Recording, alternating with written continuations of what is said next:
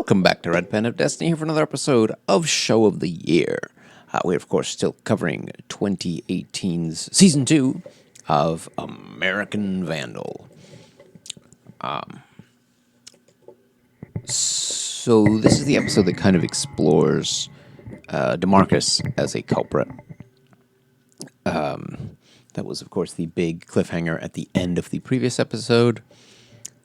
And we start this episode with them investigating the claims from Chloe that DeMarcus had what's it called? The turd burglar card. But then one of his teammates claims that that card is actually for a local frozen yogurt place that also has like a swirl on it, and they look vaguely similar, so maybe from a distance you could mistake one for the other. But that's two conflicting testimonies, one of which is biased towards DeMarcus because they're on the same team. That was a character called Gonzo.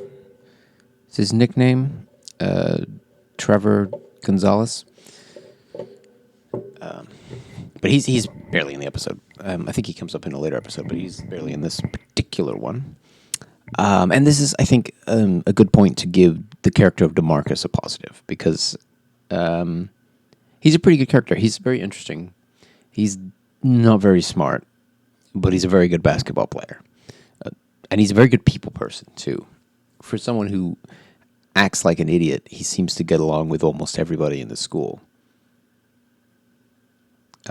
With very few exceptions. Everybody loves DeMarcus. And then we also meet his best friend, I suppose, who's Lou. And he is very clearly a suck-up to DeMarcus. I think this is explored in a later episode, but he's very clearly riding the coattails of DeMarcus. He's not great at anything except bigging up DeMarcus and seemingly making DeMarcus feel like he's more important than he actually is. Lou, that is. And it's interesting. And of course, with a new suspect, they have to find a new motive, and the only motive they can really come up with is poop is funny. I think that's a bit of a stretch of an argument. I mean, the way these pranks are, they're pretty horrible. And it seems unlikely that anyone would think these were appropriate pranks, or even funny enough. But maybe some really fucked up person, but someone who's loved by the whole school, it seems unlikely. Maybe someone like Dylan from season 1 would do that, but DeMarcus doesn't seem like the type to do something that would hurt everybody. And then they bring up the school's old star basketball player, Perry Coleman, who had a penchant for pranks. Chief among which was a series where he stole the school's mascot, which this seems to be a knight, who he dubbed Sir Fucks-a-Lot. And he pretty aggressively targeted, I think, the head cheerleader, whose name I'm forgetting, and kind of insinuated that sexual relations with the mascot and all sorts of crazy stuff. I mean, nothing really specific, but obviously not very nice to her. And DeMarcus is clearly a big fan of Perry Coleman's pranks, though I do think the pranks are in very different leagues.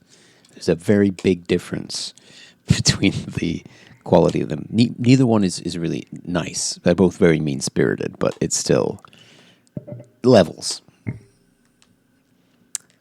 And then, there's a little subplot about a poem that DeMarcus wrote I'm not really sure what the overall relevance of it is, except that Mrs. Montgomery posted it without permission and then felt bad about what happened because of that, because people started making fun of him for it.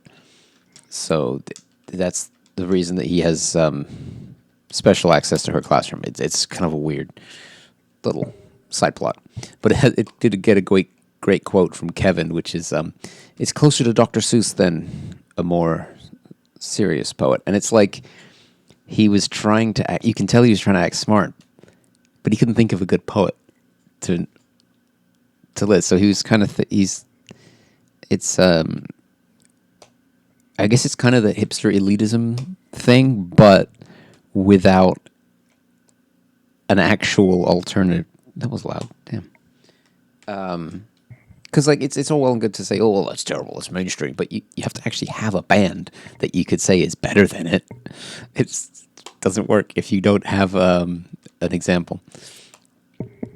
And then we actually get another quote in the next interview with Miss Montgomery, who, when she was saying, "Oh, we felt bad about it," all this, and she was saying the reasons he comes into her classroom is, to nap, listen to music, and then it's like, I've actually grown to like some of his music, which I found pretty funny.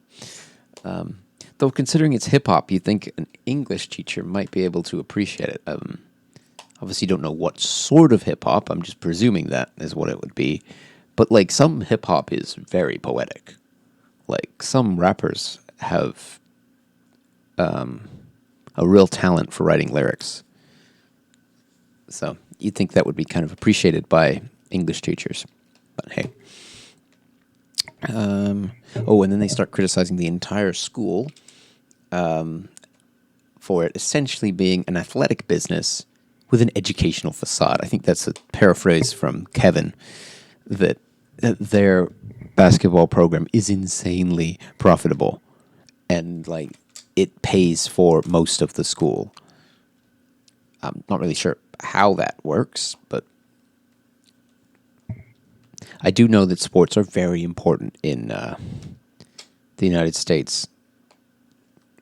It varies to what sport. Some states it's basketball, some it's baseball, some it's football. It's very much football where I live. And, it's clear that the football program or the basketball program or whatever will get more funding than everything else. That was very true at my school. I mean, we care when the football team did something, but when the robotics did something, nobody cared. Robotics wins a international competition, who cares? The football players get to nationals. Ooh. Yeah. It's biased. Anyway, then we get to meet Grayson, who is kind of the example of why the athletes get away with things. Because Perry Coleman's prank, he wasn't punished at all. Grayson Wentz, on the other hand, he basically someone had left their Twitter account open on a school computer. He wrote a dumb joke about chlamydia, I think, and got expelled for it, which seems a little excessive. I mean, it was a dumb joke, and I mean, you kind of deserve it when you leave your one of your accounts open. Although I don't know how long it took the general populace to find out that it was a prank. It was something fairly serious to say that someone has chlamydia, but I think it was definitely not something that was worth being expelled over. Though what I don't get is it seems like it's kind of implied that because he got expelled, he now has to work at the mall. And it's like he couldn't have just gone to the public school? Like he got expelled from a private high school. There are public ones. You could go to the public high school. But it very much implies that he was kicked out of school completely, which seems a little odd. Which I guess maybe the punishment then isn't so bad. It's like if you get kicked out of a private school for doing that, It's a lot different than getting kicked out of an actual high school. And then they eventually accuse DeMarcus, and he sort of brushes it off and basically tells him to piss off. And that's where the episode ends, with... Excuse me. With DeMarcus off in a huff, shall we say. But we will be back next week for Shit Talk, which apparently has to be censored by Netflix. You can't say the word shit on Netflix, apparently. Like, it's if the show is about that, it seems like what the title is doesn't really matter, but whatever.